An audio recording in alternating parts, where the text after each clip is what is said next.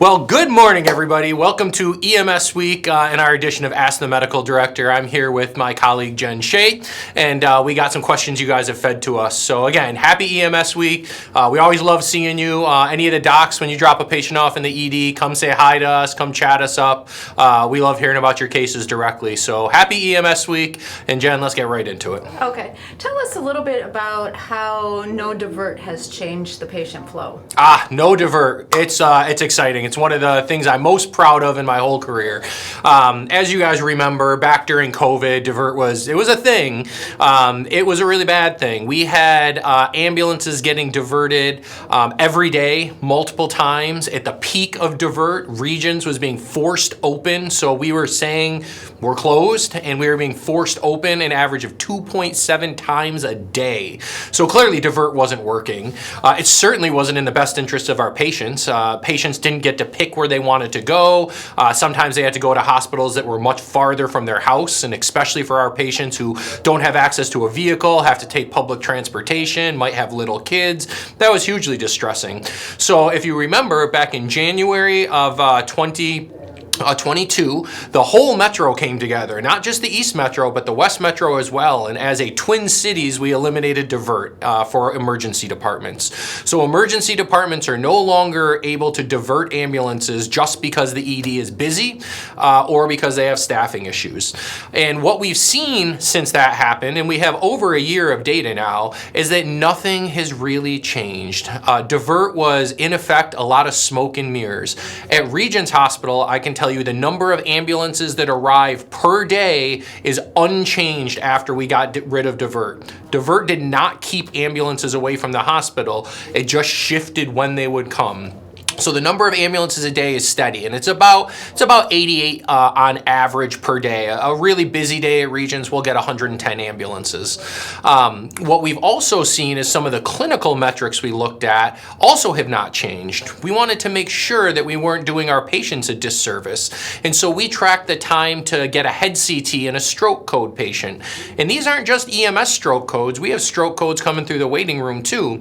And what we found is that there was no change in the number of minutes it takes to get a stat head CT in a stroke code patients.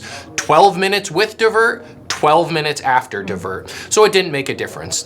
We also saw that for our ESI level 2, and that's the triage system the nurses use, so a level 1 would be a cardiac arrest or a trauma team activation. Level 2 is the next most ill triage category. And what we found is there was no change in the number of minutes it took to get an ESI level 2 patient into a bed. And what's interesting is at least about half of our ESI level 2 patients come through the waiting room from private vehicles. So Divert certainly had a huge impact on ambulances, a favorable impact, I would argue, but we're not seeing any change in the clinical care of patients. We're getting the sickest patients back to a room in the same amount of time. We're getting head CTs in our stroke code patients in the same amount of time. We're getting the same number of ambulances per day on average, but what has changed is now patients and EMS providers once again have a say in the hospital that they are able to go to. They're able to choose the hospital of that patient's preference, which is certainly patient-centered. So thank you for working with us through the period of time we did have Divert. Thank you for sharing with us your concerns about how Divert was impacting the patients we both care for. And I'm really proud to say that we got the job done, and everything's going really good. I will mention there is still a few instances where ambulances can be turned away from a hospital. So there is a trauma divert. So if the operating rooms at a level 1 trauma center are completely full and there are other trauma centers that still have operating rooms open, we can implement a trauma divert. It is something we aim to do never, but it is something that would be on the table in very rare circumstances. The obstetrical services also have an OB divert in the East Metro. That is something that does not really affect EMS all that much. EMS ambulances are not routinely diverted away from obstetrical centers. It does happen, but looking at the data through MRCC, we're talking about maybe once a month. So it's certainly not a day-to-day issue. And we are working with our obstetrical colleagues on that as well. But the take-home point is that eliminating eliminating ED divert, which was happening multiple times a day at the peak of COVID, has really been a win-win for our patients, our EMS services, and I would argue our hospitals too. Thank you. Thank you. Next, could you tell us if there have been any updates from MRCC? Yes, MRCC. If you like being on the cutting edge of medicine, then we're your medical direction team, because we are always changing things, hopefully for the better. As it relates to MRCC, there was a number of years, again, during COVID, where we were really stressed with staffing, as was all healthcare, including EMS. What we've been able to do is really revamp that department and get to a point where we have a fully staffed department with very dedicated providers with lots of experience and a real commitment to the role of MRCC. And with that, we're changing some of the expectations and responsibilities of the MRCC department. One of the things that we're going to do is we're really going to emphasize the R in the MRCC. We're going to make it a resource for EMS providers. Healthcare on the hospital side is always changing. You see this with the things that are added to or removed from the trauma team activation criteria. You see it with the evolving stroke code process as new information and data becomes available as to how best to treat the stroke patients. Our stroke codes have evolved. This can be very challenging to educate each and every individual EMS provider on. But what's easier for us is to educate all 30 or so of the MRCC operators when these changes occur. So what we're now looking and expecting the MRCC operators to do is to work with the EMS providers who are giving that patient care report and to help recognize when specific specialty team criteria are met and to help activate those teams. You'll see this with trauma team activation criteria, you'll see this with stroke code criteria, and you'll probably also hear the MRCC operators offering or even recommending to activate a stay room for you at the receiving hospital. This is really done in an effort to assist you as the frontline providers in getting the hospital resources you need. We know there's a lot going on in the back of your ambulance, and many of you are working two-person crews with only one person in the back, which is the definition of multitasking. The MRCC operators are emotionally removed from that patient care, are objective, and can hear the data that you're sending into them and help filter that and, in a sense, see the bigger picture. So while an EMS provider will always be able to request a specialty team like a trauma team activation, what we're also looking to have the MRCC operators do is when they hear trauma team activation criteria, to activate the trauma team for the EMS provider. Some instances where this has happened recently are cases where EMS providers describe the patient as having 2 long bone fractures, both a tibia fracture and a femur fracture. 2 long bone fractures is a trauma team activation criteria at the hospital. When they heard that, they advised the crew that the patient met trauma team activation criteria and they would be happy to get the trauma team activated for that patient. We're all working for the patients we serve, and so having a team approach to this is what's going to get them the best care. Another example of when this occurred was an EMS crew reporting a GCS of 13 in a trauma patient. Currently, trauma team activation criteria include any trauma patient with a GCS less than 14. This today would activate the trauma team, and the MRCC crew appropriately recognized that and advised the crew they would activate the trauma team for them.